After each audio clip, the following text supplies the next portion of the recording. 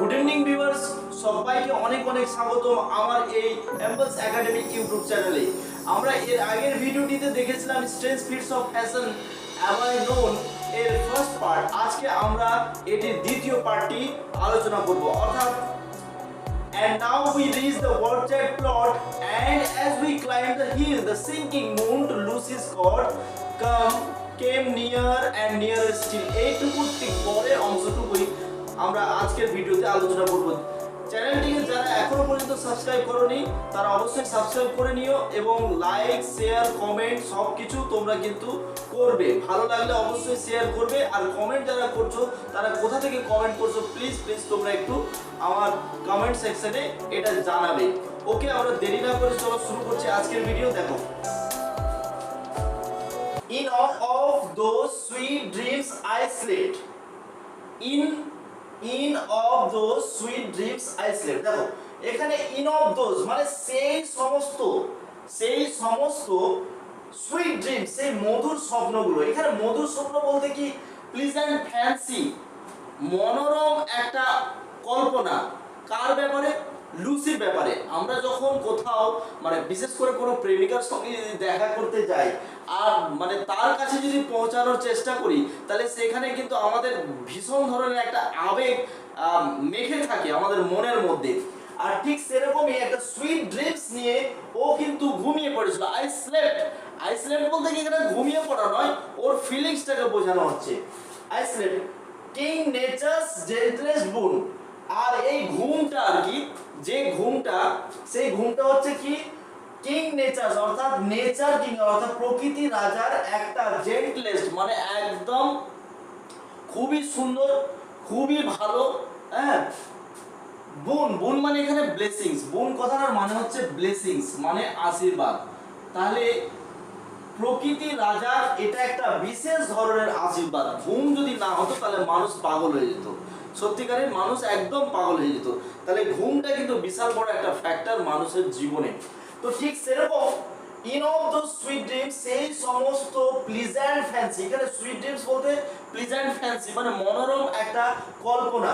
সেই কল্পনাগুলোর মধ্য দিয়ে আমি ঘুমিয়ে পড়েছিলাম, যেটা কিনা কিংস নেচার জেন্টলেস বুন। আর এটা হচ্ছে নেচার কিং এর, উল্টে পড়ে নাও, নেচার কিং এর অর্থাৎ প্রকৃতি রাজার একটা ভীষণ ভালো ধরনের আশীর্বাদ, চরম আশীর্বাদ। And all the while my eyes I kept, এবং all the while মানে কি all the time my eyes আমার চোখগুলো বা আমার চোখ দুটো I kept my eyes fixed। এরকম করেও পড়তে পারো যে আমার চোখগুলো একদম আমি ফিক্সড রেখেছিলাম to the destination of লুসিস cottage. তাহলে লুসির কটেজের দিকে ডেস্টিনেশনে আমি একদম আমার চোখ দুটোকে ফিক্সড রেখেছিলাম।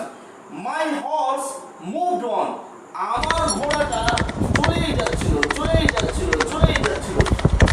হুপ আফটার হুপ বলতে কি এখানে যে ঘোড়ের যে আওয়াজ খটক সেই জিনিসটা কিন্তু, অর্থাৎ ঘোড়া এখানে হুপ আফটার হুপ কথাটা মনে হচ্ছে continuous it's motion, continuing in it's motion. তাহলে ওর যে মোশনটা ছিল বা ওর যে চলমান গতিটা, ঘোড়ার চলমান গতিটা, সেটা কিন্তু হুপ আফটার হুপ অর্থাৎ কদমের পর কদম, পায়ের পর পা, সে কিন্তু দৌড়েই যাচ্ছিল, রান করেই যাচ্ছিল। হি রেজড, এখানে হি বলতে কিন্তু ঘোড়ার কথা বোঝানো হয়েছে, হর্সের কথা বোঝানো হয়েছে। হি রেজড মানে হি রেজড এখানে কথাটার মানে হচ্ছে অগ্রসর হয়ে যাচ্ছিল। অ্যান্ড নেভার স্টপ, এবং কখনোই সে থেমে গিয়েছিল না। He didn't take rest ever, সে কখনোই কিন্তু একটুকু সময়ের জন্য কিন্তু সে রেস্ট নিয়েছিল না। when down behind the cottage roof, আর যখন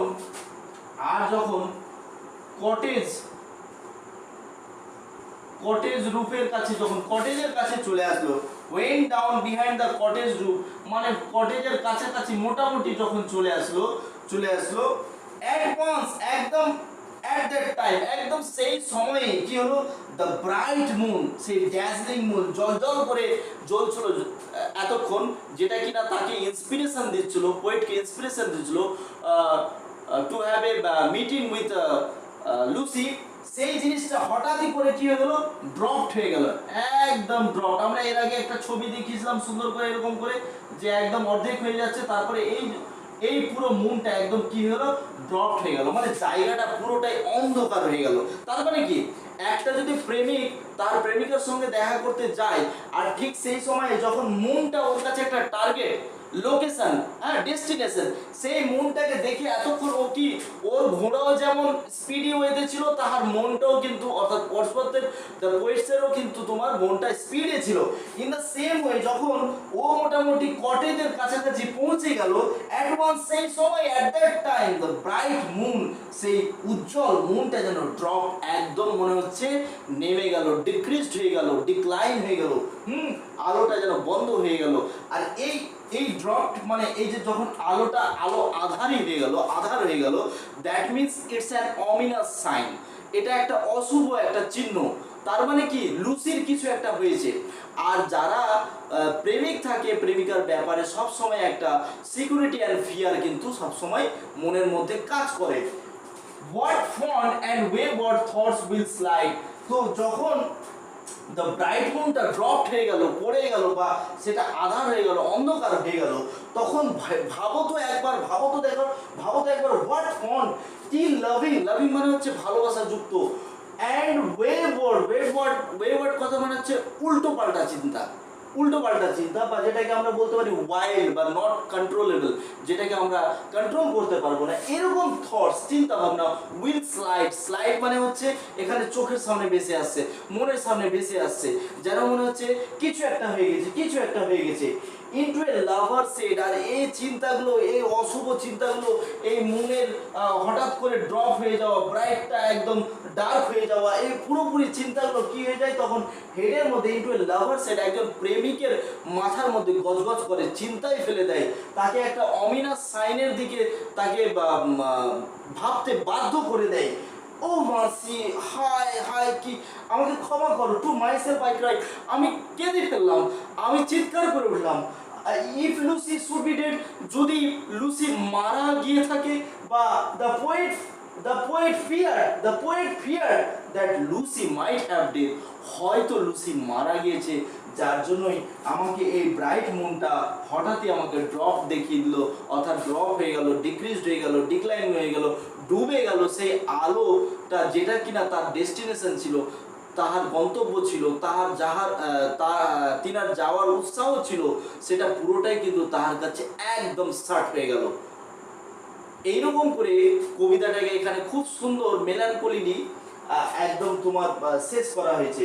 এবং আমি এই কবিতাটা শেষ করার আগে আর একটা কথা বলে দিই, আমি যদিও এর আগের ভিডিওগুলোতে বলিনি, যাই হোক পরবর্তীতে আমরা বলবো, যখন এমসিকিউ কোয়েশ্চেন নিয়ে শুধু যখন ক্লাস হবে, টপিকসগুলো শেষ করে দেওয়ার পরে, তখন আমি অবশ্যই বলবো যে এই প্রত্যেকটা পোয়েট্রিগুলো কতটা স্ট্যান্ডার্স রয়েছে, তোমরা তো এমনি স্ট্যান্ডার্স জানবে কতটা রয়েছে, কি রাইম স্কিম রয়েছে, কি প্যাটার্ন রয়েছে, সেই ব্যাপারে আমরা জানবো। যদিও এই ভিডিওটিতে আমি এই টপিক্সের উপরে একটু বলে দিই, আমরা এই পুরো কবিতাটা দেখব 7টা স্ট্যান্ডাতে বিভক্ত রয়েছে।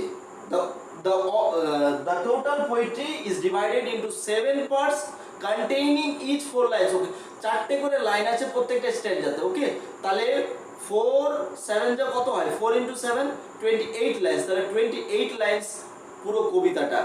আর এটার যে রাইমসটা রয়েছে সেটা হচ্ছে A B alternately, A B. তোমরা একটু দেখলে মিলিয়ে নিতে পারো। দেখো এই যে স্লেপটাকে যদি আমি এ ধরে নিই, তাহলে নিচের সঙ্গে ওর সঙ্গে মিলছে কি, কেপ, তাহলে এ হয়ে গেল। আর এটাকে যদি বি ধরে নিই, বুনের সঙ্গে, তাহলে হয়ে যাচ্ছে moon. In the same way দেখো আবার চেঞ্জ হবে না, এ বি। আবার দেখে নাও এখানে এ বি। তো এরকম করে কিন্তু তোমার রাইম স্কিমটা কমপ্লিট হচ্ছে। তো যাই হোক, আমি পরের ভিডিও খুব অতি সত্বর নিয়ে আসছি। চ্যানেলটিকে তোমরা সাবস্ক্রাইব করো, আমাকে সাপোর্ট করো, ভালো ভালো কন্টেন্ট আরও আমি নিয়ে আসবো। Thank you very much. আজকে এই পর্যন্তই।